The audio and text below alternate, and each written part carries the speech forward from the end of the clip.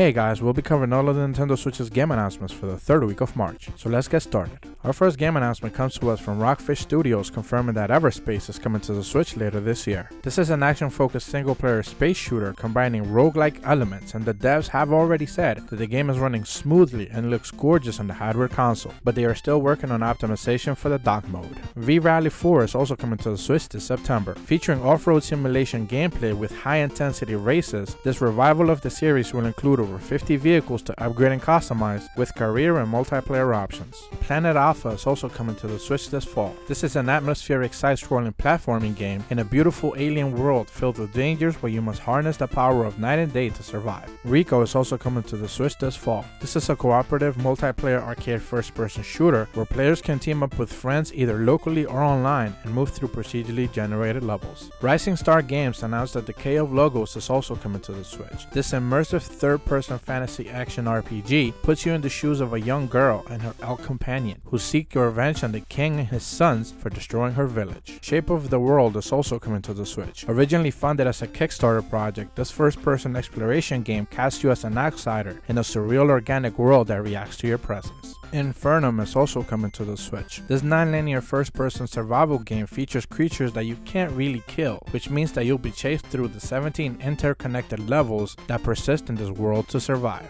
Desert Child is also coming to the Switch this fall. This pixel art hover bike racing RPG features a single-player story and co-op gameplay. And on a personal note, this looks really cool. I cannot wait to play it. Lode Runner Legacy is coming to the Japanese eShop in May. This is the latest entry of the action puzzler series that allows you to craft levels, and it's just like Bomberman with a little bit more exploration. Shadowbug is coming to the Switch eShop on March 30th. This 2D platformer lets you play as an overpowered ninja as you try to save the forest from an evil company. It features 36 levels and 6 different boss fights. Guns, Gore, and Cannoli 2 are coming to the Switch this fall. This is a direct sequel to the first game with upgraded character mobility, a single player or multiplayer campaign mode with more co-op features as well. Daitoshokan no Hitsujikai Library Party is also coming to the Switch in July 26th. Announced on the latest issue of Famitsu, this love visual novel will be including the base game plus the Hokkaido Shippu Days spin-off DLC, plus a brand new character. The Bunker is also coming to the Switch. This psychological horror FMV game will be hitting the eShop on April 9th, featuring full touchscreen support and live-action sequences, no CGI or motion capture. Riot Civil Unrest is coming to the Switch's eShop on June 19th. You'll be able to play as either the police or the rioters as you partake in some of the world's most fractious disputes. Hazelnut Bastillen from Aloft Studios is coming to the Switch in summer of 2019. This is a lush top-down Metroidvania, 16-bit JRPG style reminiscent of the Super Nintendo games of yesteryear.